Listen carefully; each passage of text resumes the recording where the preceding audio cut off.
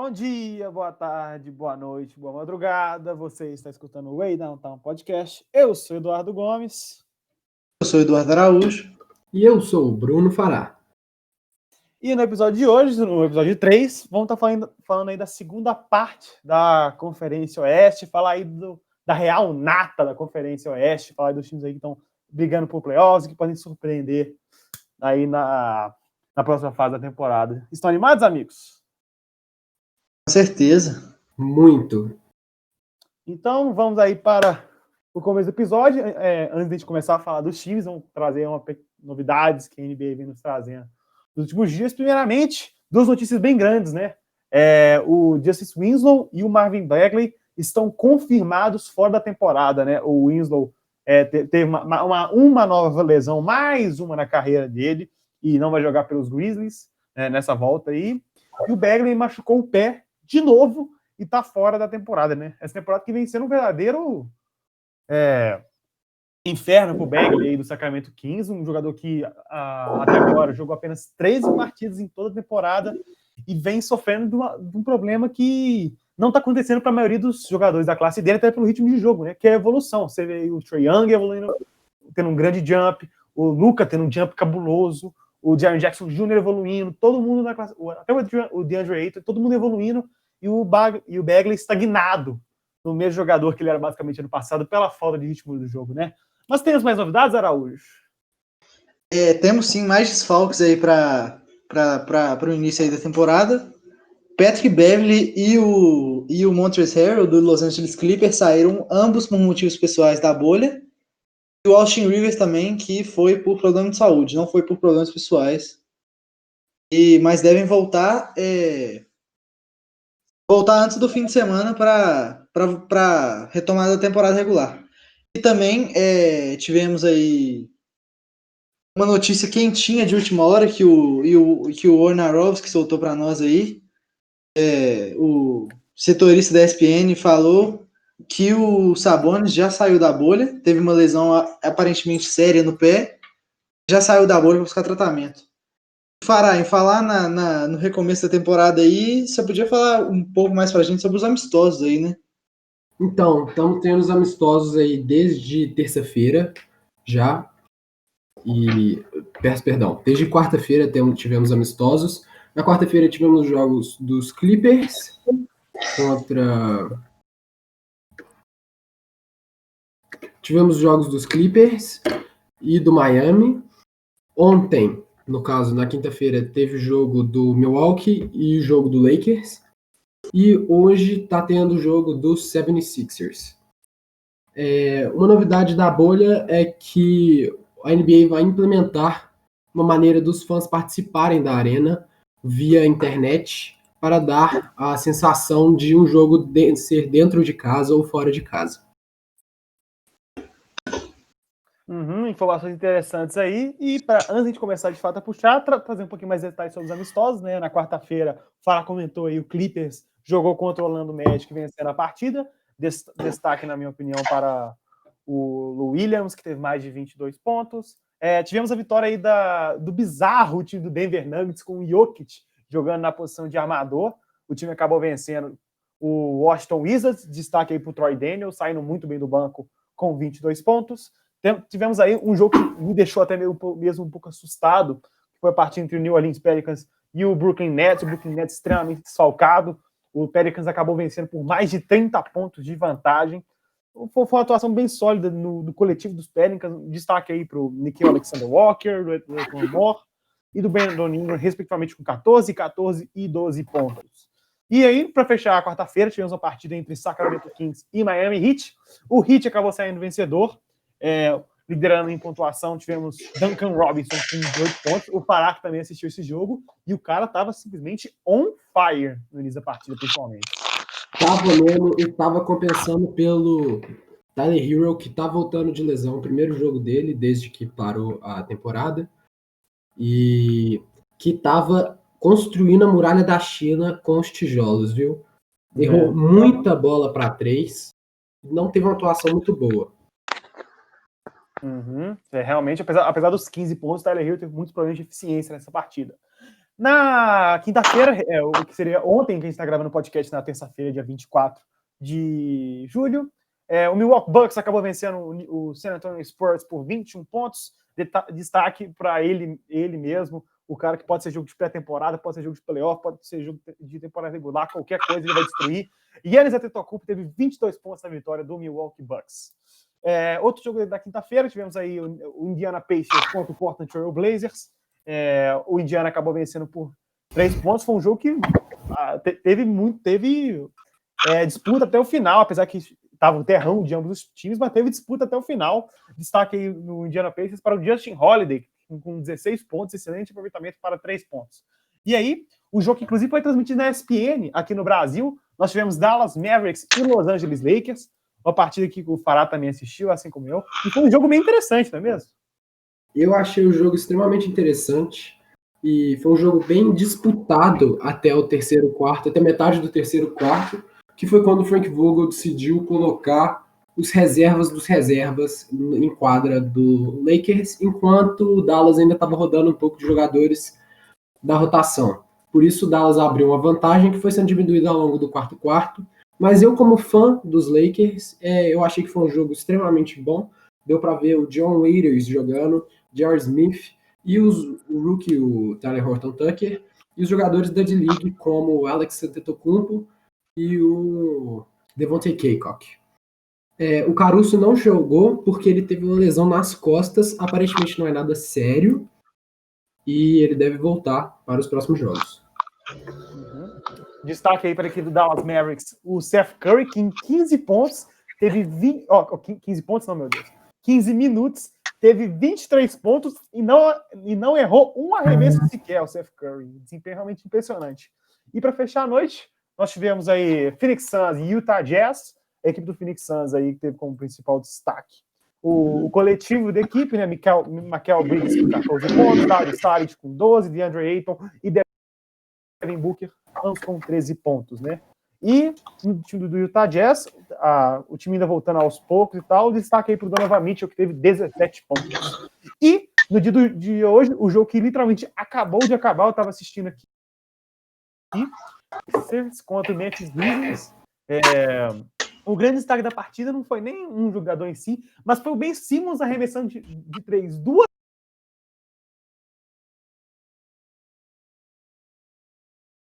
vezes e guardando o Jonas Valanciunas com um double-double de 20 pontos e 11 rebotes, né? E no momento, temos 5 minutos e 30 segundos restantes no segundo quarto. O Oklahoma City Thunder está enfrentando o Boston Celtics e vai vencendo por enquanto por 29-25. Destaque provisório aí para o Steven Adams, que já tem dígitos duplos de pontuação, 10 pontos. Ainda mais hoje à noite, teremos Houston Rockets e Toronto Raptors às 8h30 no horário de Brasília. Mas agora, finalmente, vamos falar sobre as 7 equipes que ainda estão disputando uma vaga na Conferência Oeste. Por essa, estão disputando ali posições, porque mesmo o Dallas Mavericks não está matematicamente garantido, ele está basicamente garantido nos playoffs. E o Dallas Mavericks, ele está indo para esses playoffs, mas para ver o que ele pode fazer e quanto o provável segundo colocado no Los Angeles Clippers, não é mesmo, Araújo? Na minha opinião, eu acho que o Dallas vai dar trabalho, principalmente por causa da parte ofensiva, que, pelo menos nas estatísticas, é a melhor da história, se não me engano, o ataque do Dallas esse ano. Mas um ponto que eu acho muito importante é o fato de o Clippers ter vários two-way players e a defesa do Dallas deixar muito a desejar, digamos assim. E mesmo o ataque do Dallas sendo muito bom, eu creio que a defesa com Kawhi, Paul George, Pat Bev consiga parar eles. Eu concordo, mas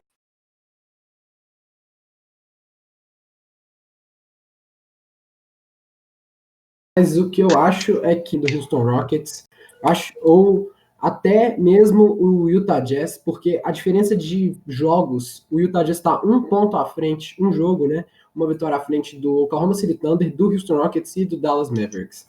Então tá realmente a disputa nos jogos da bolha para ver quem vai ser que vai enfrentar os Clippers. Não creio que os Los Angeles Lakers venham a perder a vaga de first seed, mas eu não creio que o Dallas Mavericks vá se vai permanecer na 7ª seed até chegar na entrada dos playoffs.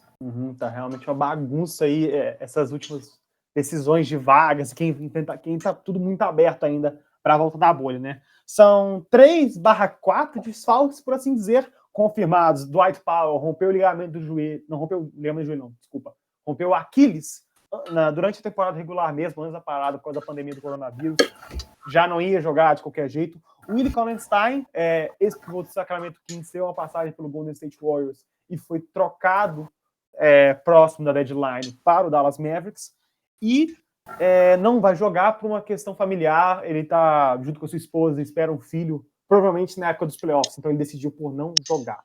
E o Jalen Brunson, que vinha sendo uma excelente força do banco, trazendo pontuação, ele teve um problema no ombro, e essa notícia é da casa do início de julho. É provável que ele perca no mínimo 2 meses, então corre risco dele nem voltar para os playoffs. Provavelmente o Dallas corre já ter sido eliminado quando o Jalen Brunson voltar. E o asterisco que a gente colocou aí, 3/4, já falamos de 3, tem esse 4, o Trey Burke ainda não chegou em Orlando. Tem muitos jogadores que não chegaram em Orlando, e isso significa que talvez alguns deles não estejam disponíveis para abertura da temporada de fato, né? Mas é isso, né? Em geral, tirando o Jalen Brunson e o Dwight Powell, o Trey Burke nem sequer tinha jogado pelo time ainda, e o Willie Cauley-Stein tinha tido poucos minutos. Mas o grande X-Factor desse time é o Luka Doncic continuar voando, não é mesmo, Pará? Eu concordo. Eu hoje vi um vídeo do 2%, que foi um vídeo muito esclarecedor, que ele explica como foi a adaptação do Luka Doncic ao basquete norte-americano, tendo em vista que ele foi MVP da Liga Europeia e campeão e MVP das finais no ano em que ele foi draftado. O que ele fala, né, o que o Sidney Gabriel fala, é que ele tem o basketball IQ do jogo europeu, em que ele é muito inteligente, sabe fazer as plays muito bem, e que tem o estilo de jogo americano. Então ele consegue, mesmo não tendo uma batida de bola muito rápida, ele tem uma muito boa visão de jogo e consegue dominar a NBA. Realmente o Luka vem tendo uma temporada aí, inclusive ele ficou em terceiro nessa última notícia dos MVPs que a gente teve, ele ficou na terceira posição no último artigo que a NBA postou recentemente. Mas fala da rotação esperada de uns times que para muitos é uma surpresa, muita gente acreditava que eles nem pensariam em playoffs, muita gente colocando eles ali na 12ª posição. Eu particularmente sempre confio nessa equipe. Mas fala da rotação esperada, né? Começando aí Luka Doncic, incrível, um jogador espetacular, quase triple-double de média, com basicamente 28 pontos por jogo, vem tendo uma temporada espetacular no seu segundo ano. O Tim Hardaway Jr., que foi um jogador que vinha de uma temporada de números, por assim dizer, meio vazios pelo New York Knicks na última temporada. Ele estava com, 20 pontos por jogo, mas estava com um aproveitamento baixíssimo dos arremessos. Mas, desde que veio ao Dallas Mavericks, ele vem sendo um grande fator nessa equipe, com aproximadamente 16 pontos por jogo e 40% para 3. Na posição de small forward, eu imagino que o Dorian Finney-Smith acaba sendo titular, um jogador, o famoso two-way player ali com o 3&D mais clássico, né, ele que fornece uma boa defesa e um sólido arremesso de 3. Na posição de power forward, imagina aí que teremos a grande troca da última temporada para essa equipe, que foi trazer o Kristaps Porzingis, numa troca que também trouxe o Tim Hardaway do New York Knicks, que apesar de ter tido um começo meio devagarzinho, a gente tem que lembrar que ele vinha de uma lesão muito grave, e aos poucos ele foi ali retomando seu ritmo. E na posição de center ali, ou invertida, né? Muita gente fala que o Maxi Kleber que joga de power forward, Porzingis que joga de pivô. É uma bagunça, não tem algo muito claro. Mas aí o que a gente teria em teoria na posição de pivô seria o Maxi Kleber, um jogador alemão que tem um bom arremesso de 3, mas peca um pouco aí na defesa, né? Outras peças interessantes, é importante ressaltar, esse time sofreu perdas, né? O Dwight Powell e o Jalen Brunson são perdas importantes, mas esse time não deixa de ter um banco razoavelmente forte, né? Você tem o Seth Curry, que vem tendo a temporada da carreira, com aproveitamento de 3 de aproximadamente 35%. Ele vem tendo, sem dúvida, uma grande temporada aí, depois de ter um contrato razoavelmente alto, porque pelo desempenho que ele teve pelo Portland Trail Blazers na última temporada, mas ele vem correspondendo aí com 45% para 3 e 13 pontos por jogo, né? Outra adição importante foi o Delon Wright, que é um armador ali que vem sendo também uma boa adição, um cara com uma boa carregada de bola, uma inteligência de jogo interessante, uma defesa legal. E uma surpresa para muitos, né, que tá ganhando muitos minutos aí, principalmente com a ausência do Dwight Powell e do Willie Cauley-Stein, o Boban Marjanovic, né, o gigante sérvio, e que vem atuando muito bem para esse equipe do Dallas sempre que foi necessário. Imagina agora que sem o Dwight Powell e sem o Willie Cauley-Stein, ele pode ganhar ainda mais minutos e ser o maior fator para essa equipe. E aí o grande X desse time, que a gente não sabe como vai estar, é o Trey Burke, né, que foi um jogador que ainda não chegou na bolha, mas que não atuou pelo Dallas Mavericks ainda direito. A gente espera aí o que ele pode acrescentar para essa equipe. Algum take a mais sobre essa equipe, Araújo? Eu gostaria de ressaltar sobre o Seth Curry, que apesar de não ter o nível do irmão dele, para mim é um dos jogadores mais sólidos dessa equipe, depois do Doncic e do Kristaps. Ele é o que mais me agrada do banco, com certeza, porque o arremesso de 3 dele é realmente mortal.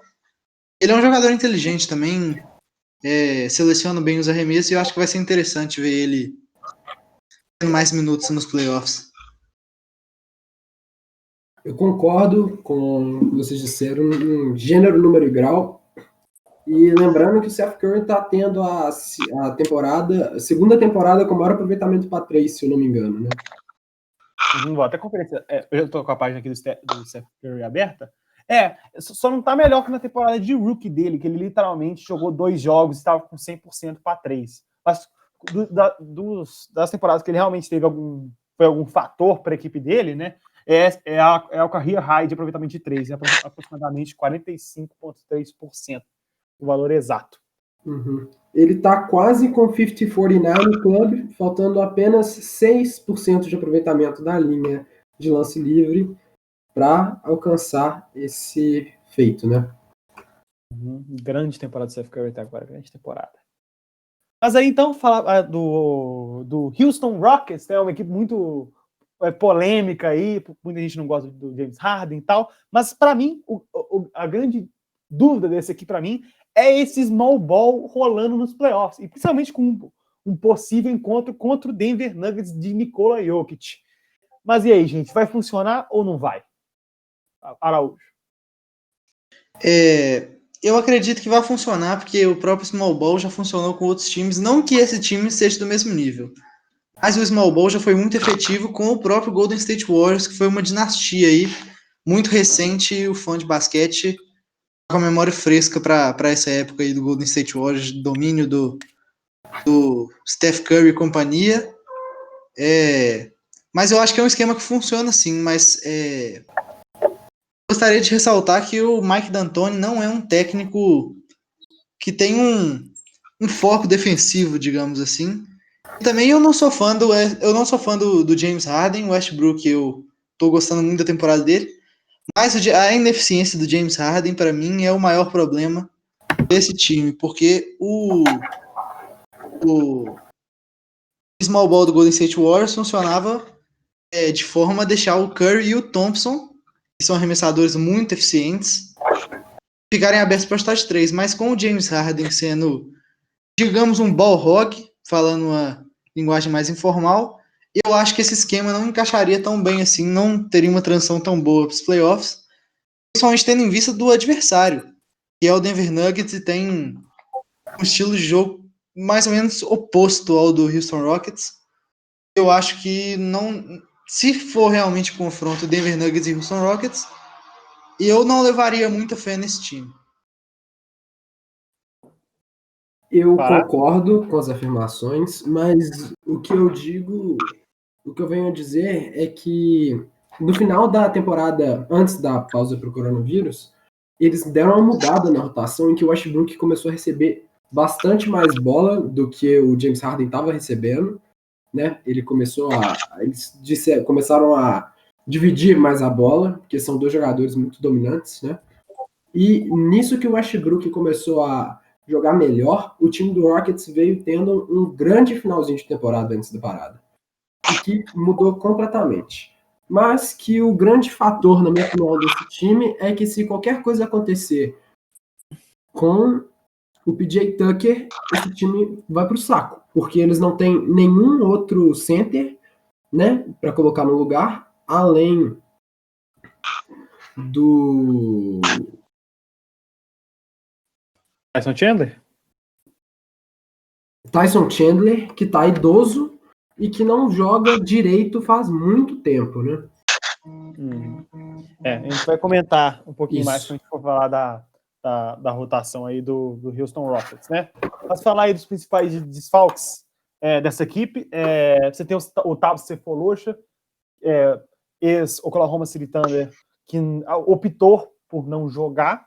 E aí você tem dois pontos de interrogação aí. O Austin Rivers, que, de acordo com ele saiu por problemas pessoais, mas deve voltar no final de semana. Então, considerando que a gente está gravando na sexta, sábado, domingo, ele deve chegar. E provavelmente deve ter tempo. Salvo engano, a quarentena era de 10 dias, mas acho que eles mudaram a regra. Então, pode ser que o Austin Rivers esteja disponível para o primeiro jogo do Houston Rockets na volta da NBA, né?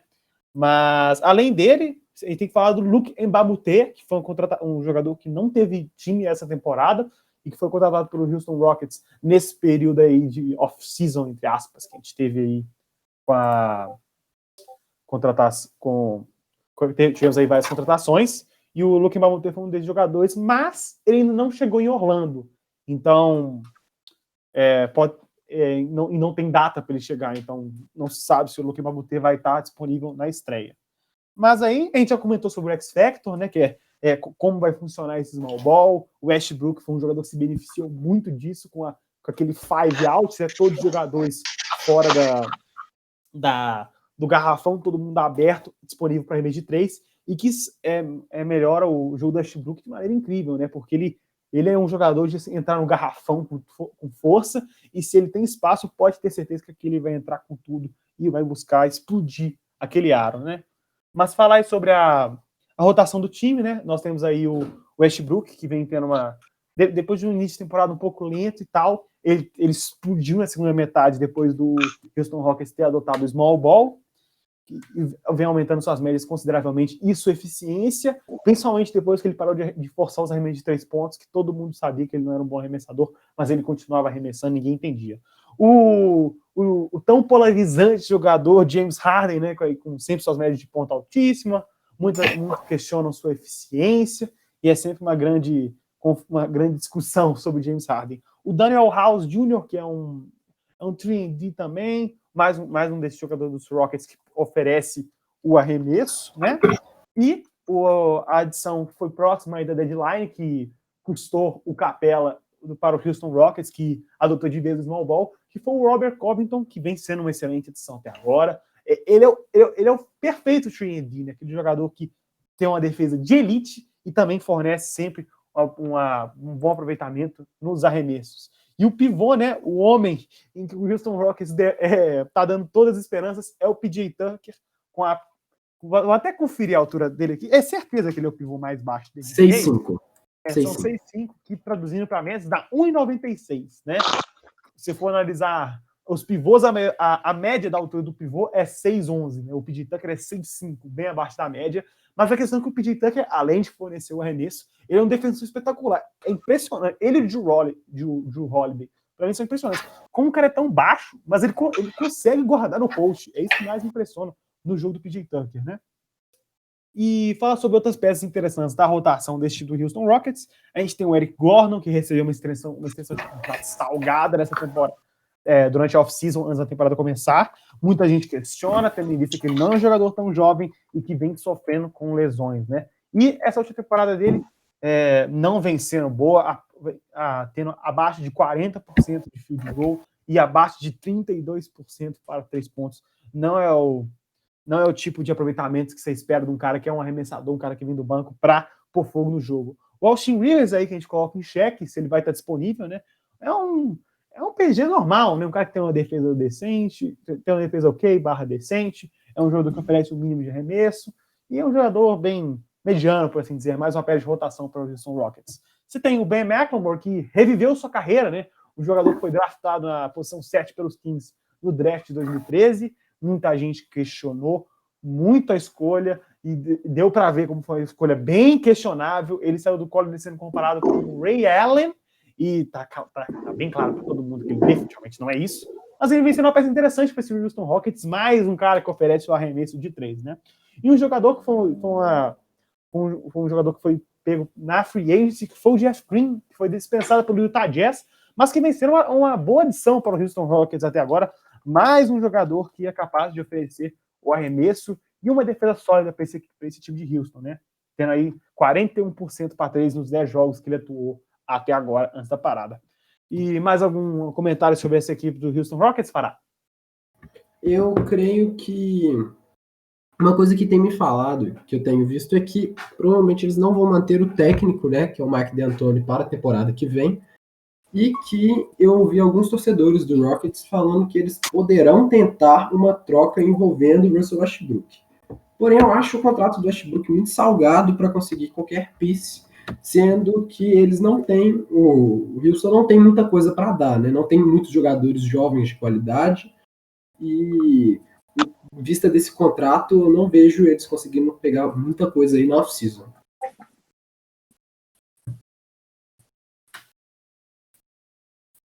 Concordo com o que o Fará disse, mas eu acho que, apesar do contrato do Westbrook ser salgado, eu vejo que ele tem demonstrado o porquê dele ter esse contrato. Não digo que seja um contrato inquestionável, uma unanimidade, mas o Westbrook tem jogado muito bem e sido a peça fundamental para esse time funcionar, porque o James Harden, as médias dele estão de fato decepcionantes, principalmente mais para o final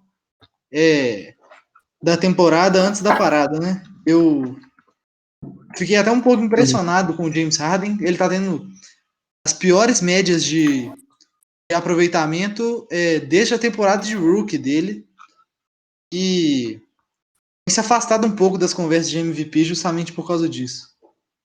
Então, esse time do Houston Rockets depende muito do Westbrook, e não vejo que vale a pena trocá-lo, não. E eu acho que dá para render, sim, desse jeito que tá. Só fazendo algumas adaptações ao esquema de small ball. Eu acho que esse time é bem funcional. Aí realmente o desempenho do Harden essa temporada vem sendo um pouco abaixo, principalmente da temporada de MVP e da última temporada, da temporada passada que ele teve.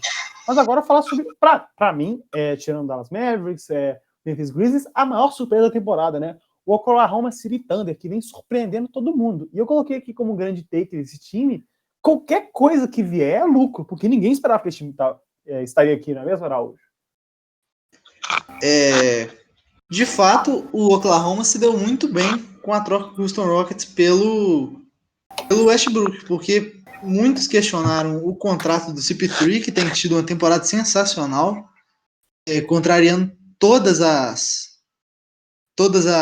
probabilidades, digamos assim, e ainda conseguiu várias picks de draft, vai conseguir pegar vários jogadores jovens de qualidade, vai conseguir melhorar ainda mais esse time, que tem se mostrado um time muito interessante. O Shea jogando muita bola, o Gallinari também muito bom, tendo uma ótima temporada até agora. E o Steven Adams, que é um ótimo pivô, ótimo reboteiro, e principalmente o putback do Steven Adams é um dos fatores principais dele ser um pivô de alto escalão na liga. E esse time é realmente surpreendente, ninguém botava muita fé, mas eu confesso que é um dos times que eu tenho mais gostado de assistir essa temporada da NBA. Realmente um jogo muito vistoso, um jogo que flui bastante. Eu gosto muito do CP3 e do Shea. São os meus jogadores preferidos desse time. Eu concordo com o Araújo e eu tenho uma opinião que não deve ser muito popular, mas que eu acho que se o Clippers não conseguir ganhar o título essa temporada ou a próxima, que o Oklahoma com certeza ganhou na troca do Paul George também, que recebeu o Shai Gilgeous-Alexander, que está destruindo na sua season de sophomore e que está com um roster muito interessante. Está com pique para dar, vender, trocar, então tem assets sobrando, tem um young core, então se precisar fazer um rebuild, o que não deve, porque o squad está se entendendo muito bem, mas se precisar de adquirir uma peça, uma segunda estrela para jogar ao lado do Chris Paul, eles têm os meios para fazer acontecer, né? E eu creio que o Oklahoma deve ser um time que vai entrar em ascensão aí nos próximos 2 anos, por aí, que vai se tornar um contender. Como a gente comentou, o Oklahoma City Thunder é uma grande surpresa dessa temporada. Os desfalques, a gente tem o Isaiah Roby, que é um jogador que quase não jogou essa temporada, não vai ser um fator monstruoso para o Oklahoma City Thunder nos playoffs, que ele tem uma lesão grave e não volta a jogar. Mas eu acho que o grande fator interessante desse time é o Andre Robertson, né? O jogador reconhecido pela excelente defesa e que, cara, pelo que parece, ele vai jogar. Ele não joga desde 2018, desde a temporada 2017, 2018, jogou apenas 40 jogos, até sofreu uma lesão grave. E, pelo que parece, os últimos reportes aí, a ESPN nos disse que ele passou por todos os treinamentos. Então, pode ser que seja um fator, mais uma peça para esse já forte time do Oklahoma City Thunder, né? Eu acho que o X-Factor desse time, o fator importante, eu acho que não é nem para essa temporada, porque o time já está basicamente tudo bem entrosado, o time já está muito bem arrumado, mas é o fato de na off-season o Gallinari ser free agent. E pelas duas últimas temporadas que o Gallinari vem tendo, a última pelo Clippers, que ele foi muito bem, e essa pelo Oklahoma City Thunder, que ele continua tendo um excelente desempenho, pode ser que talvez ele peça muito dinheiro e o Oklahoma não esteja disposto a renovar com ele, né? É um aspecto a se levar em consideração. Mas falar da rotação esperada desse time, nós temos aí Chris Paul na posição de armador, o point guard, né? Um excelente armador, e depois que saiu dos Rockets, nitidamente viu o jogo dele evoluir. Inclusive foi All-Star nessa temporada, né? O Shai Gilgeous-Alexander foi uma das peças adquiridas na troca pelo Paul George, na troca que envolveu o Clippers e o Paul George. O Shai vem tendo uma temporada excelente, mostrando-se um excelente defensor e um cara que é capaz também de pontuar. O Lu Dort foi um jogador que acabou com a posição titular do Terrence Ferguson durante a temporada. Não sei se ele continua como titular aí com a chegada do Andre Robertson, que é um defensor espetacular. Nós temos aí Danilo Gallinari, que foi o outro jogador envolvido na troca do Paul George e que vem tendo mais, depois de uma boa temporada pelos Clippers no último ano, vem tendo mais uma boa temporada. E o Stephen Adams, que o já comentou, um cara que é muito forte, muito imponente dentro do garrafão. Não um pivô maravilhoso, mas aquele cara que sempre vai te entregar um bom desempenho. Outras peças interessantes, falar aí dos grandes, para mim, é o meu vencedor do Six Man of the Year. A gente pode falar disso de maneira mais aprofundada em outro episódio. Dennis Schroeder, o alemão, que vem tendo uma temporada espetacular aí como Six Man, o reserva do Chris Paul, vencendo as melhores temporadas da sua carreira. E uma coisa que é interessante, ele desenvolveu um arremesso de 3 que ele não tinha anteriormente, né? Ele sempre foi um jogador de mais infiltração e tal, com os handles, a capacidade dele de drible, buscar um espaço no garrafão, mas ele melhorou bastante, né? Ele está tendo um career high em aproveitamento de 3 e também em tentativas. Foi um aspecto que ele realmente evoluiu bastante no jogo dele. Também temos falado do pivô reserva, o Nerlens Noel, um jogador de muita energia, que sempre fornece poucos, mas efetivos minutos aí pela equipe do Oklahoma City Thunder. O Terrence Ferguson, que foi um jogo que era o reserva, que era o titular na temporada, mas acabou se tornando reserva. Isso bastante relacionado com a falta de desempenho dele ofensivamente, apesar de ser um bom defensor. E um jogador que eles escolheram no último draft, o Darius Bazley, né, que é um rookie que até agora vem mostrando interessante potencial, é um power forward / small forward e que vem demonstrando aí, apesar de não ter uma temporada muito eficiente em relação ao altura, é um jogador que se mostra cru, que mostra um atleticismo bem cruzinho, que pode talvez se tornar um aspecto para esse time. Mais algum comentário sobre essa equipe, Pará? Uma coisa que eu quero acrescentar é que o Dennis Schroeder, a namorada ou esposa dele, vai ter um filho agora durante o período da bolha e que ele deve desfalcar o time em algum período. Eu não sei ao certo se vai ser durante os jogos de seeding ou se ele vai perder algum tempo de playoffs. Mas vai acontecer. E que também é a minha pick para sexto homem do ano. No começo da temporada, eu tinha apostado muito no Spencer Dinwiddie, mas com as lesões do Kyrie Irving, ele acabou jogando muito de titular. Então ele não deve se qualificar, apesar de ter tido uma grande temporada. E por isso eu escolho o Dennis Schroeder como sexto homem também.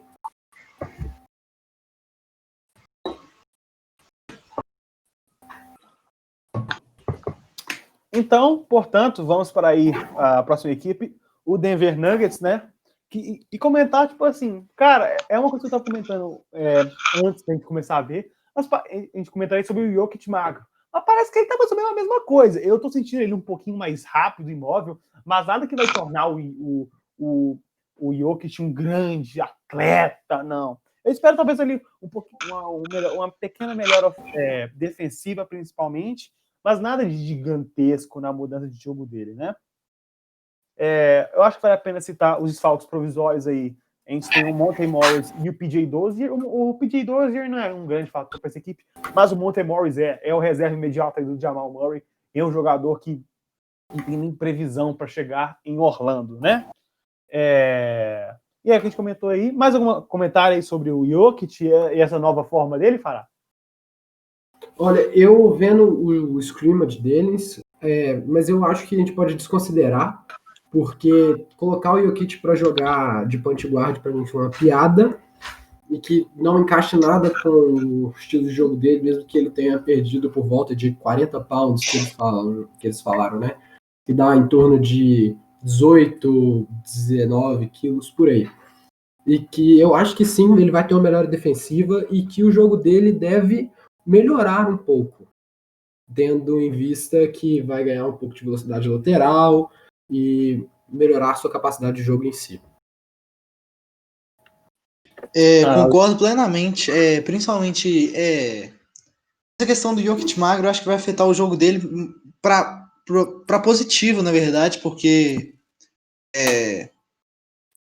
vai ter uma melhora na impulsão por ser mais leve agora, vai ter uma mobilidade maior, e eu acho que essas características de ser mais rápido, mais móvel e mais ágil vão ajudar no estilo de jogo dele, que é um pivô que arma o jogo também. E eu acho que vai ser bastante interessante ver ele jogar dessa forma, e que é algo que muitos jornalistas nos Estados Unidos sempre ressaltaram, sempre pensaram, se o Jokic tivesse um corpo mais atlético, ele seria um pivô, algo muito único, que pouquíssimas vezes foi visto na liga. Eu concordo plenamente, eu acho que o Jokic tem tudo para melhorar muito com essa perda de peso dele.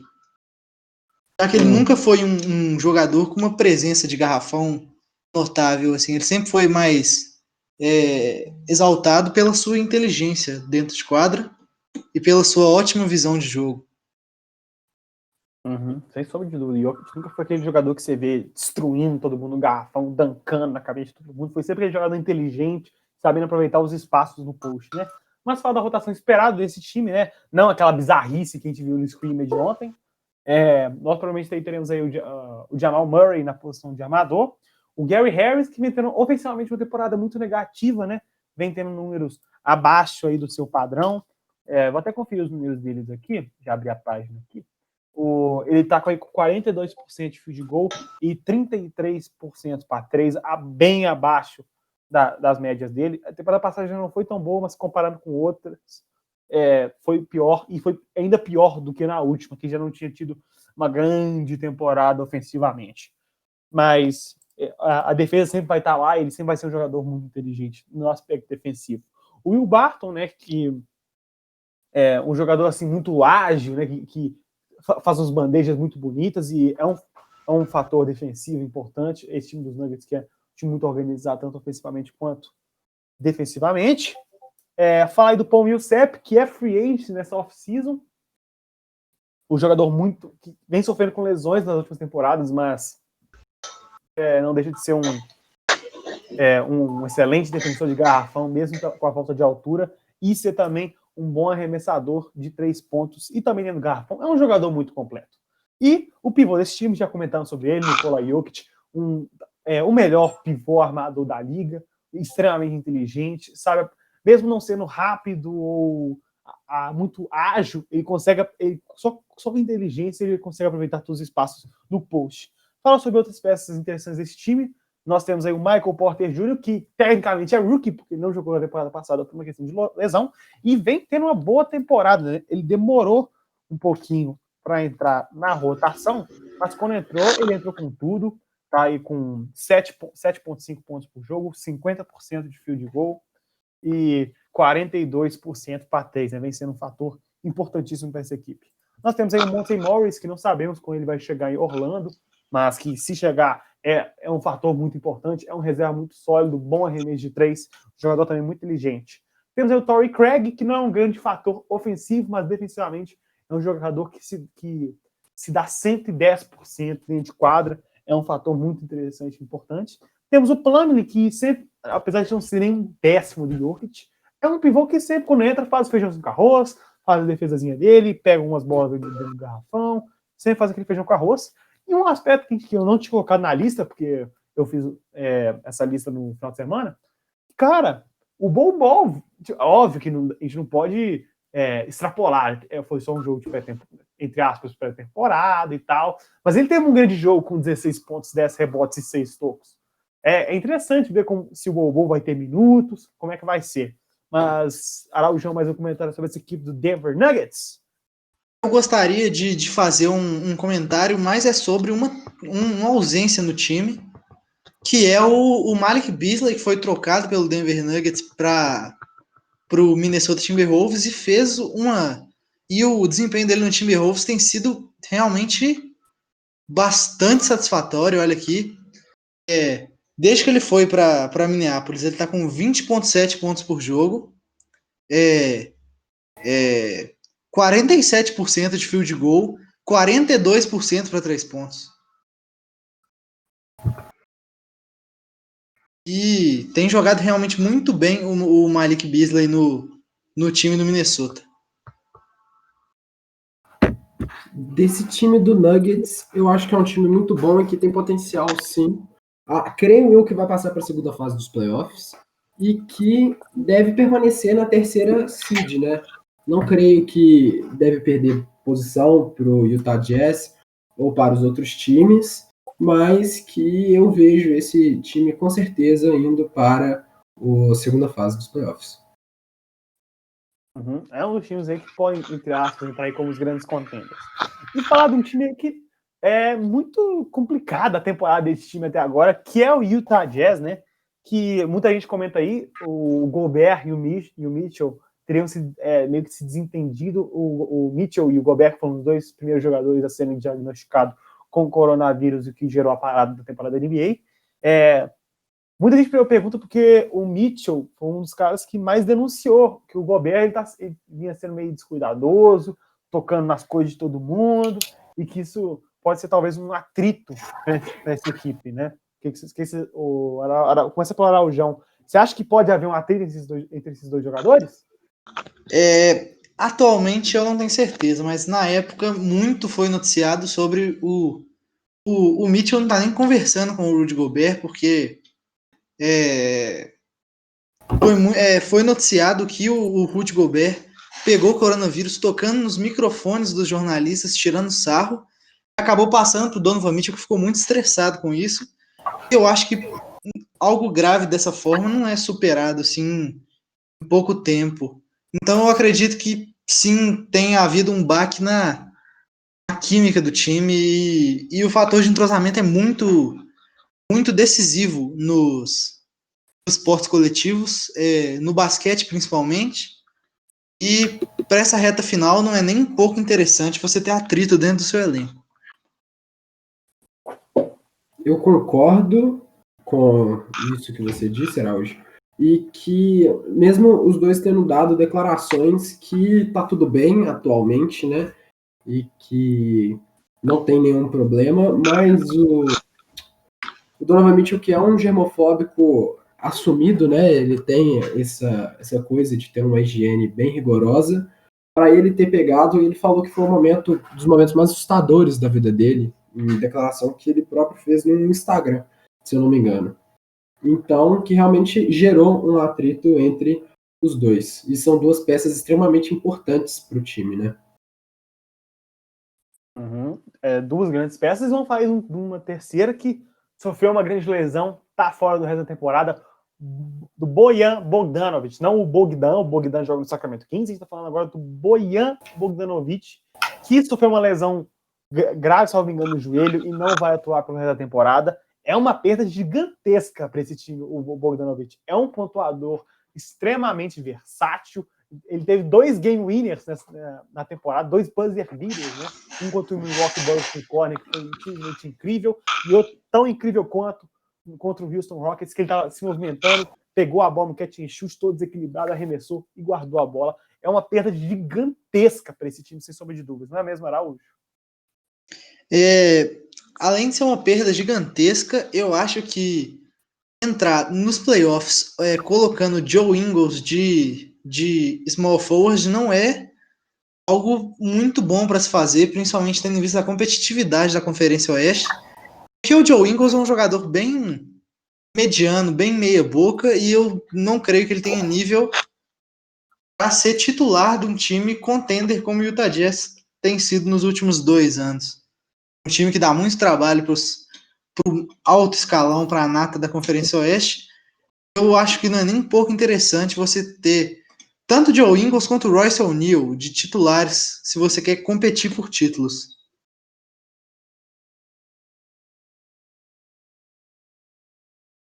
Pará?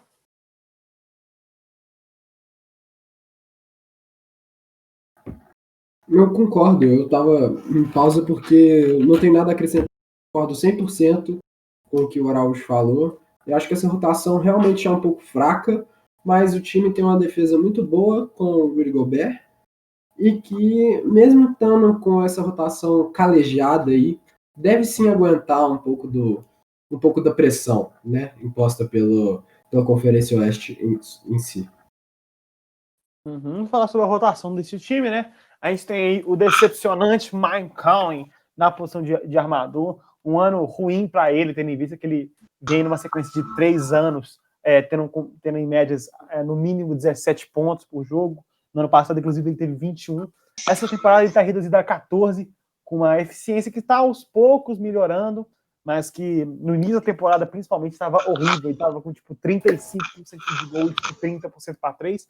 Agora ele já está recuperando um pouco, com seus 40% de gol e 37% para 3, que para 3 são bons números, mas no início da temporada ele estava muito mal, sofreu uma lesão e isso atrapalhou muito o Utah Jazz nessa temporada. Temos aí também na posição de shooting guard Donovan Mitchell, All-Star essa temporada, um grande pontuador, muito atlético, para mim a grande estrela dessa equipe do Utah Jazz. Nas wing players, né, a posição de small forward e de power forward, que vem a grande questão desse time, né? O Joe Ingles, que o Arnaldo comentou, é um bom defensor, mas ofensivamente vem tendo uma temporada negativa, né? Ele que é conhecido aí como um 3D e tal, vem tendo aí uma temporada um pouquinho abaixo no quesito pontuação, apesar das médias dele de aproveitamento de arremessos estarem mais ou menos ali na média, mas em questão de números brutos de pontuação, ele não vem tentando tantos arremessos, né? O Royce O'Neal, que é um jogador bem parecido aí com o Joe Ingles, também conhecido ali pela defesa e pela bola de 3, mas também não é um jogador elite na posição, sem sombra de dúvidas. E o pivô dessa equipe é o Rudy Gobert, que vem tendo uma temporada de All-Star, foi selecionado para o All-Star Game nessa temporada, mas o grande nome, o grande X dele essa temporada, além do fato de ser All-Star, vem sendo o aspecto dele ter sido responsável, entre aspas, por difundir o coronavírus na NBA e ser meio que entre milhões de aspas, o responsável pela parada, né? Mas falar sobre outras peças interessantes da rotação do Utah Jazz. Nós temos aí o Jordan Clarkson, que foi uma troca excelente por parte do Utah Jazz, enviando o Dante Exum, que vinha sendo um completo bust até agora, um jogador francês, que muita gente falava que era um PG armador alto, né? Um cara que poderia ser diferente, poderia oferecer um atleticismo, e não ofereceu isso, vem sendo um jogador mediano no máximo até agora pela equipe do Utah Jazz e foi trocado para o Cleveland Cavaliers. No entanto, o Jordan Clarkson vem sendo um monstro dentro do banco, vem sendo um grande six-man. Eu acho que se ele tivesse mantido esse desempenho desde o início da temporada, apesar dos números dele nos Cavs não serem ruins, mas não são tão bons que nem pelo Jazz, ele poderia estar disputando para six-man of the year, porque vem sendo um fator importantíssimo do banco da equipe do Utah Jazz. Acho que os fatores que a gente pode citar, nós temos aí o Tony Bradley, que é o pivô reserva do Gobert, um cara que sai do banco, oferece uma certa defesa, não como titular, mas oferece uma certa defesa. Nós temos o Moody, né, que também é um jogador meio conhecido por ser um bust, tá? Um jogador que foi selecionado alto no draft, na posição de número 7, mas que não vem se tornando um grande jogador. Mas vem sendo uma peça interessante nesse banco do Utah Jazz, vem oferecendo sólidos minutos, fazendo parte da rotação. E, para terminar, falar sobre o Utah Jazz, a gente pode falar sobre o Georges Niang, que é o jogador que lidera a equipe do Utah Jazz em aproveitamento de 3 pontos, né? É o que marca o jogo do Niang, né? Com 42% para 3 nessa temporada. Mais algum comentário sobre o Utah Jazz, Fará? A única coisa que me deixa meio encabulado no Utah Jazz é a coisa que o Rudy Gobert agora ele tá disponível para um contrato máximo, né? Porque ele foi All-NBA, então ele está disponível para um contrato máximo. Só que muitos analistas têm falado, no caso de analista, estou falando do Kentrell Beacham, do House of Highlights, e ele fala que ele não vê o Rudy Gobert recebendo, né, um contrato máximo do Utah Jazz, tendo em vista que ele é um ótimo center, mas não é um jogador de tanto valor assim como seria, por exemplo, o Jokic para o Denver Nuggets. Então, e como ele vai virar, o contrato dele acaba nessa temporada, né?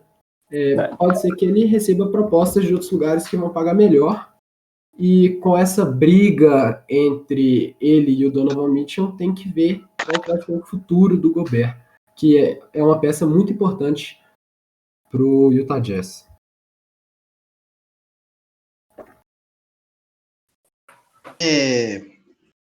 Concordo em partes, apesar do Gobert ter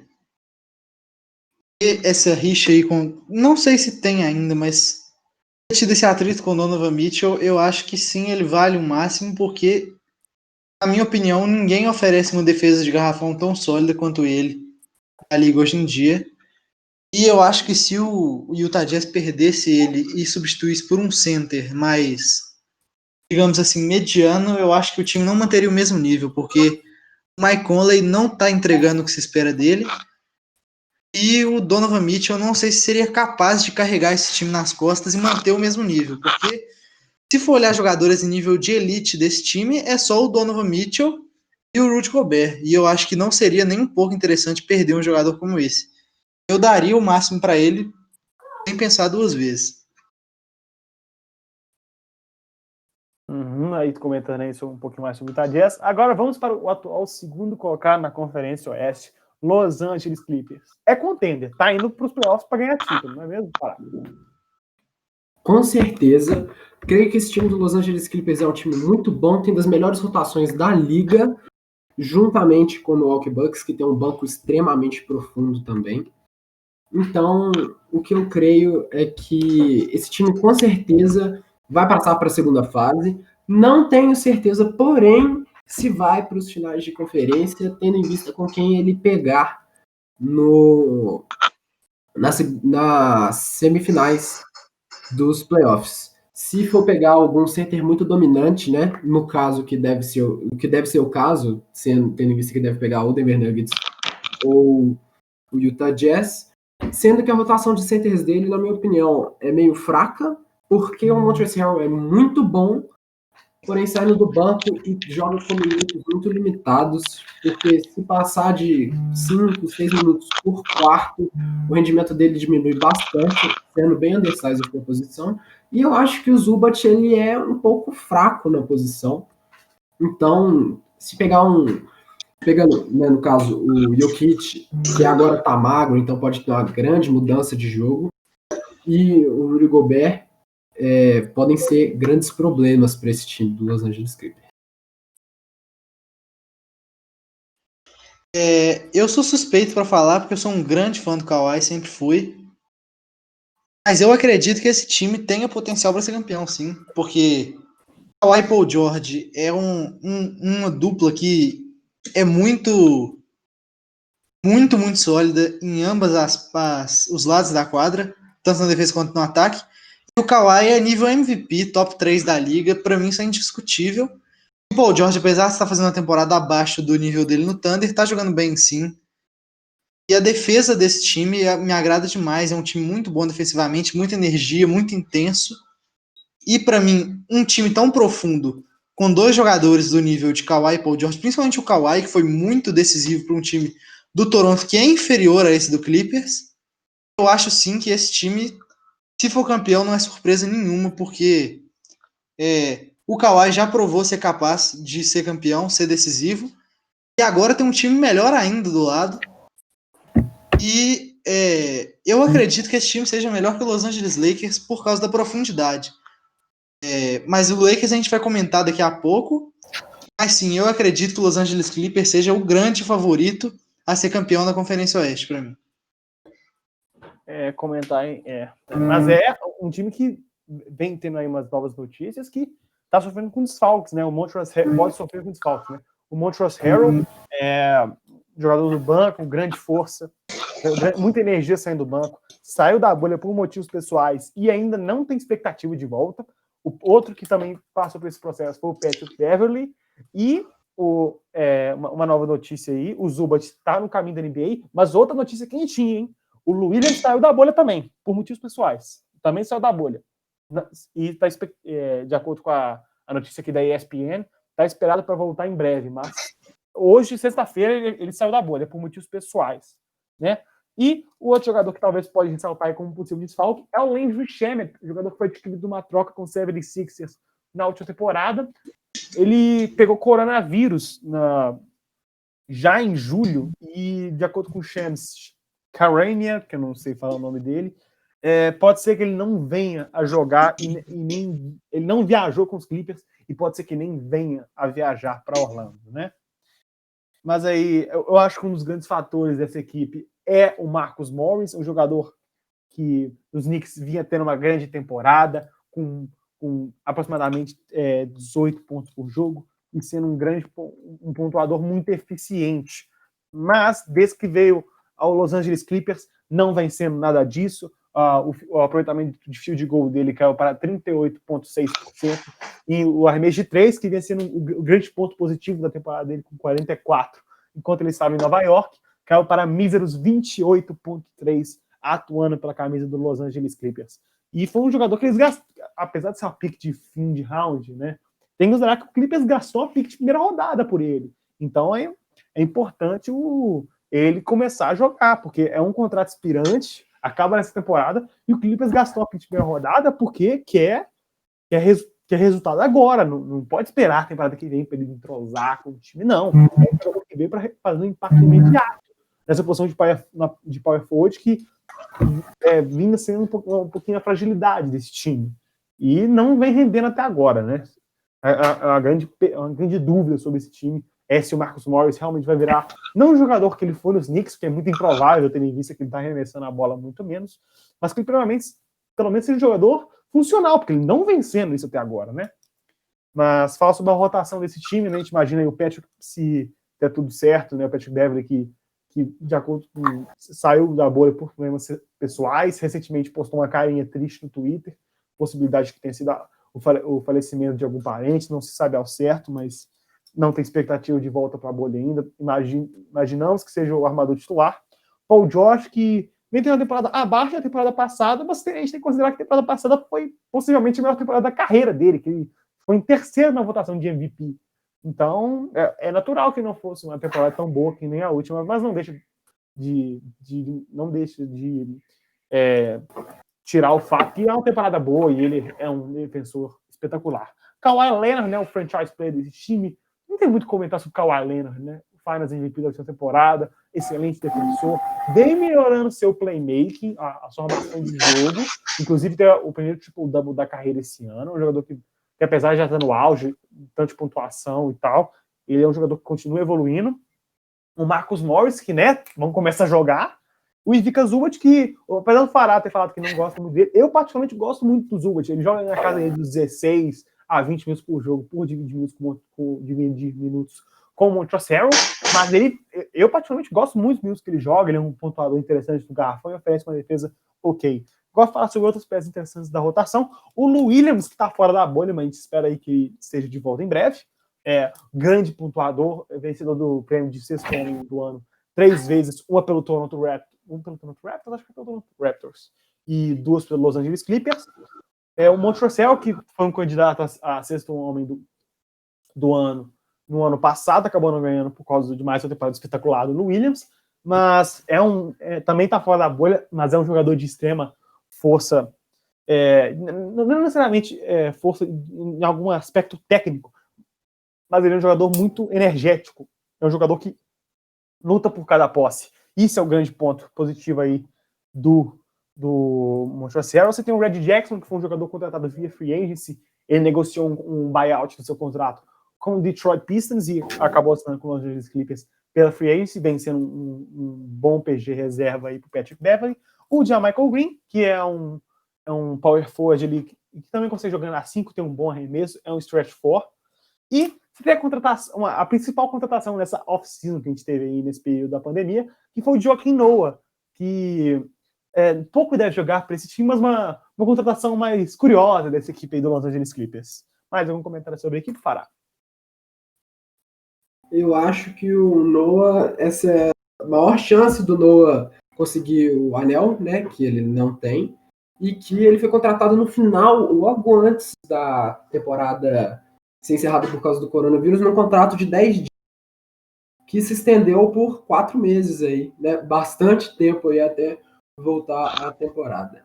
O que eu acho do time do Los Angeles Clippers é o que muita gente vai falar, que esse time, por causa de load management, que o Paul George estava voltando de lesão, as duas grandes estrelas desse time, que é o Paul George e o Kawhi Leonard, não terem jogado tanto tempo juntos em quadra. Eu, particularmente, acho que isso não vai afetar muito o desempenho deles nos playoffs, mas isso pode ser um fator que realmente pode ser a beirinha para eles conseguirem, sim, dominar a Conferência Oeste.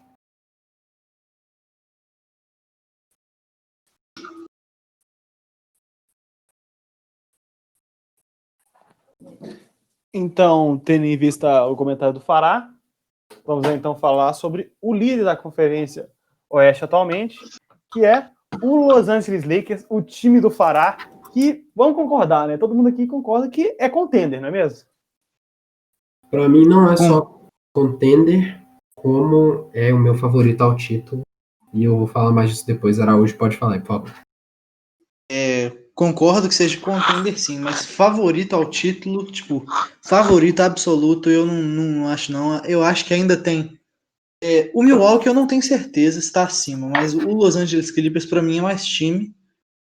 Apesar do Lakers também ser um time muito bom, eu acho que é um time muito raso. E quando fica sem LeBron ou Anthony Davis, fica devendo um pouco, principalmente por causa das peças de reposição, que não são de altíssima qualidade, digamos assim, né? O Dwight Howard foi uma boa contratação, sim, é uma boa adição, mas eu acho que o Kuzma tem decepcionado um pouco nessa temporada e o banco não conta com muitos nomes de peso também não. KCP, Caruso, acho que esses caras não tem muito a oferecer não. Eu acho que o time roda mais em volta de LeBron e AD mesmo, e o time vai jogar em cima deles sempre. Nessa temporada regular, eles são jogadores que têm menos minutagem. Não sei se, principalmente pela idade do LeBron e pelo AD ser muito injury prone, se eles vão aguentar o tranco nos playoffs, porque o AD já passou algumas vezes os playoffs machucado e eu acho que ele só jogou uma série de playoffs na vida, ou duas, se não me engano. E é um jogador que convive muito com lesões. E o LeBron já tá velho e não costuma jogar os jogos inteiros pelo Los Angeles. Sempre costuma ter uma minutagem mais reduzida. Eu tô interessado para ver como é que isso vai funcionar nos playoffs, onde vão exigir mais dos dois, que são as únicas duas figuras de elite desse time. Entrando nesse comentário seu aí, Araújo, o que eu acho é que, sim, o banco do Lakers é realmente bem mais raso do que o Milwaukee e do que o Clippers. Não tem nomes de peso, mas o que eu creio é que é um time que é muito entrosado. Dá para ver isso nitidamente nos vlogs do JaVale McGee. E que tem, sim, do final da temporada, antes da pausa do coronavírus, estava imparável. Bateu ambos os Clippers e o Milwaukee em um final de semana. Bateu o Milwaukee na sexta-feira e o Clippers no domingo. E que estava com um momentum absurdo. E por ter assistido o amistoso ontem, não sei se o Edu vai concordar comigo, mas que o Kyle Kuzma está jogando muito bem. Realmente melhorou muito de quando estava na temporada regular propriamente dita, E eu acho que a rotação, mesmo faltando o Avery Bradley, que é a maior peça, uma das maiores peças defensivamente do Lakers, principalmente na posição de point guard, né? O Lakers ainda, para mim, tem muita chance de ser campeão, sim, tendo em vista ao playoff mode do LeBron. O Farage comentou do Avery Bradley, que tem um filho com problemas respiratórios sérios, então ele decidiu por não jogar na volta da NBA. E o outro desfalque, né, que não é por motivo pessoal ou coisa do tipo, o Rondo machucou. E ele deve perder aí pelo menos um mês aí nessa volta da temporada da NBA. É um desfalque importante, tendo em vista que, em teoria, ele era um cara que poderia começar na posição de armador, tendo em vista a ausência do Avery Bradley. Mas falar sobre a rotação desse time em mais profundidade, falar aí sobre a posição de armador, que tecnicamente não é um armador, mas tipo, quando mostra lá starting lineup, né, o time titular, é ele que tá de armador, é o Kentavious Caldwell-Pope, também conhecido como KCP. É um jogador aí muito polarizante, né? Um jogador que divide muitas opiniões, porque muita gente não gosta muito dele, fala que é um jogador muito ineficiente. Mas essa temporada em específico, ele vem sendo muito sólido para 3, com 40%, e é um defensor um pouquinho acima da média, então, apesar da saída do Avery Bradley machucar, não vai destruir o time do Lakers, né? Com certeza não. Aí temos aí um dos grandes defensores dessa equipe, que é o Danny Green, na posição de shooting guard. É um jogador que, apesar de não estar tendo uma temporada maravilhosa como ele teve pelo Toronto Raptors na temporada passada, que eles acabaram conquistando o título da NBA, ele mesmo assim manteve uma temporada sólida, com 38% para 3, 8 pontos por jogo e uma defesa de elite. Nós temos aí também na posição de small forward, que tecnicamente enquadra o jogo de armador, LeBron James, candidato a MVP, lidera a liga em assistências, não tem muito o que comentar sobre o LeBron, né? Temos aí também o Anthony Davis, né, um jogador que eles adquiriram na troca com o New Orleans Pelicans, que mandou Lonzo Ball, Brandon Ingram e Josh Hart para New Orleans, e também capital de draft em troca da superestrela Anthony Davis, né, um pivô extremamente completo e que vem desenvolvendo cada vez mais um arremesso de 3 para ajudar o espaçamento de quadra dessa equipe do Los Angeles Lakers, né? Que essa temporada aí tá com 33,5% para 3, que, considerando que ele é um pivô, é uma média até ok, é melhor do que na última temporada, tendo em vista que ele tá aumentando o seu volume de arremessos, né? Na posição de center, temos aí uma rotação, né? Em teoria, aí no início da temporada, era para ser o DeMarcus Cousins nessa posição, mas com a lesão grave que ele teve no joelho, ele acabou sendo dispensado, e aí o time vem rodando aí, em teoria, com Javel o Magui de titular, mas na posição de reserva, temos aí o Dwight Howard, né, que vem se redimindo com a torcida do Los Angeles Lakers, tendo em vista a primeira passagem que ele teve apagada pelo time de Los Angeles, que contou com muitas lesões e uma série de conflitos dentro e fora de quadra com o Kobe Bryant, né, mas vem sendo uma força importante do banco e oferecendo energia e defesa, né? Temos aí uma contratação que aconteceu um pouquinho antes da parada do coronavírus, que foi o Dion Waiters, que não jogou pelos Lakers de maneira realmente expressiva antes da bolha, mas o Farah vai concordar comigo, ele teve um grande jogo no amistoso ontem contra o Dallas. É óbvio que foi apenas um amistoso e tal, mas ele jogou muito bem, ele teve uma grande participação. O Kuzma, que para muitos vem sendo uma decepção essa temporada, mas realmente teve um amistoso acima do que vem tendo na temporada dele. E outra peça que foi adquirida aí via free agency, que foi o Markieff Morris, que no início da temporada estava atuando pelo Detroit Pistons, mas acabou sendo dispensado, acabou tendo um buyout no contrato e foi liberado para se juntar ao Los Angeles Lakers. E vem sendo uma peça interessante aí, mais uma para tentar reforçar esse fraco banco do Los Angeles Lakers, né? Mais um comentário sobre o time, Fará? Olha, uma coisa que eu falo mesmo do time é que uma estatística e é que quando o Dwight Howard joga uns 20 por jogo, o Lakers não perde. O Lakers não perdeu nenhum jogo no overtime essa temporada, foram 2 jogos para overtime e não perdeu nenhum deles. E que eu acho que esse time ele tem muito potencial. E que, mesmo que falam, não, o LeBron tá velho, não sei o quê, que eu ainda, para mim, na minha cabeça, o Lakers ainda é favorito para ganhar na Conferência Oeste, tendo em vista também que vai jogar todos os jogos em casa, né? Porque Los Angeles é a cidade, querendo ou não, Los Angeles é a cidade dos Lakers, e tendo em vista que Lakers e Clippers dividem a arena. Nossa, esqueci completamente da bolha agora. Meu Deus. Então, esquece do que eu falei, mas que Você falar de home field eu advantage? ainda acho sim que o Lakers é o favorito. Ia falar de home court advantage, que se não tivesse a parada do coronavírus e tivesse a bolha, com certeza os Los Angeles Lakers teriam uma grande vantagem, que todos os jogos seriam em casa, com torcida mesmo, apoiando, e porque Los Angeles é a cidade dos Lakers, né?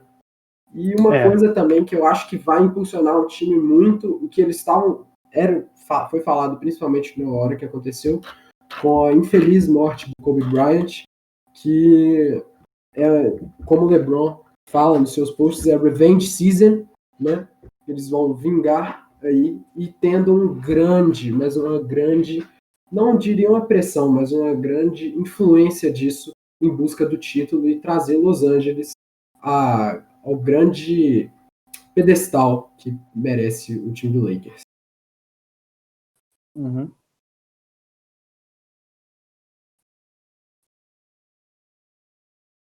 Araujão, mais algum comentário? Não, acho que não. Acho que não tem nada mais a adicionar sobre o time do Los Angeles Lakers, não. Então, eu ia partir para a última pergunta do episódio, mas meio que vocês dois já responderam, né? O Pará falou que para ele o Lakers é o grande favorito, deu seus motivos, e o Araújo também falou que o Los Angeles Clippers é o favorito e tal, e também deu seus motivos. Então, meio que só tem eu para responder essa última pergunta: quem que vai ganhar a Conferência Oeste? Eu, particularmente, estou com o Araujão. Eu acho que o Los Angeles Clippers, se todo mundo realmente estiver disponível, tendo em vista que muita gente está fora da bolha, eu acho que esse time é o grande favorito para vencer a Conferência Oeste. Tendo em vista essa questão que o Anthony Davis e o LeBron vão ter que jogar muito início dos playoffs, isso pode desgastar ambos os jogadores, e o Clippers provavelmente não vai ter esse problema, tendo em vista a rotação extremamente profunda que essa equipe tem. Mas com isso, fechamos nosso episódio de hoje. Eu só queria adicionar mais uma coisa aí, fazer uma pergunta para se os playoffs começassem agora, quem vocês acham que avançaria para cada fase, né? Tendo em vista que o Los Angeles pegaria atualmente o Memphis, os Clippers pegariam o Dallas, o Denver, o Houston, e o Utah Jazz pegaria o Oklahoma City. Na minha opinião, quem avançaria nos confrontos seria Los Angeles Clippers, passaria do Dallas. O Los Angeles Lakers passaria com certeza do 8º colocado, que nós discutimos no último episódio. O Utah Jazz bateria o Houston Rockets, na minha opinião. E o Denver Nuggets bateria o Oklahoma. E eu não aposto em nenhuma zebra, não. Eu também tô com o Araújo. Eu acho que os times que estão... Edu, qual a sua opinião? Eu tô bem com o Araújo, assim. Eu acho que a única coisa que pode talvez acontecer é talvez ali no confronto do Utah Jazz com o Thunder rolar alguma coisa. Mas de resto, eu acho que realmente o time que tá realmente acima vai realmente passar de fase. Mas aí, mais algum comentário a tecer? O Fará, obviamente. Eu confio muito nesse time do Thunder. Eu acho que essa série vai ser uma série extremamente emocionante e que, para mim, eu não tenho favorito. Eu acho que o time do Thunder está muito bem entrosado, está jogando muito bem e que, com certeza, tem o potencial de conseguir bater esse time do Utah Jazz. Só que não tem a experiência de playoffs, tendo em vista que tem um core muito jovem, apesar de ter um mentor com o Chris Paul, o time em si não tem aquela experiência pesada de playoffs para disputar que o Utah Jazz vem tendo nas últimas 2 temporadas, né? Então isso para mim pode ser um grande fator que pode mudar. Na segunda fase, sendo que o Lakers pegaria a 4ª seed, né, que seria ou o Utah Jazz ou o Oklahoma City, para mim o Lakers deve ganhar, com certeza, na minha opinião deve ganhar. E um jogo entre Clippers e Nuggets, essa série, eu já falei antes, né, que depende muito do desempenho do center do time adversário, o Los Angeles Clippers, e como o Montrezl Harrell vai reagir. Porque ele é, com certeza, o melhor center da rotação, né, em vista ao Ivica Zubac, e tem que ver se vai aguentar o pau de segurar um Jokic, que é o melhor center da liga atualmente, né? Realmente muito complicado. Mas mais algum comentário a ser tecido sobre a Conferência Oeste? Eu gosto muito dos times da Conferência Oeste, apesar de eu ver um grande problema em acompanhar esses playoffs, porque por serem muitos times bons, eu acho que alguns times que têm muito potencial acabam sendo eliminados muito precocemente, e que se esses times jogassem do outro lado, seriam fortes concorrentes a chegar nas finais. Eu acho que isso não diria que é algo injusto, mas é uma pena esses times não terem oportunidade de se mostrar mais nos playoffs. Pará? Eu concordo com o Araújo, mesmo porque você vê que tem Brooklyn Nets lá na Conferência Leste, e que isso acaba que é um fator que mostra a dominância do LeBron nessa temporada, que eles sempre falam que ele nunca ia conseguir nada na Conferência Oeste, que o Leste é muito fraco, e que ele demonstra que vem dominando sim a Conferência Oeste, que realmente tem mais times com cara de contender do que do outro lado dos Estados Unidos. Também concordo com vocês. Eu, inclusive, acho que a gente poderia banir esse esquema de conferências e tornar uma tabela só para os melhores times realmente irem disputar os playoffs. Mas eu acho que é isso, não é mesmo? Esse foi um ótimo episódio, eu pude falar bastante do meu time e eu gostei muito. Mas então, eu acho que é isso, né, gente? Muito obrigado a você que escutou o Way Down Podcast até agora. Tenha um bom resto de dia, tarde, noite ou madrugada. Muito obrigado pela sua audiência e valeu!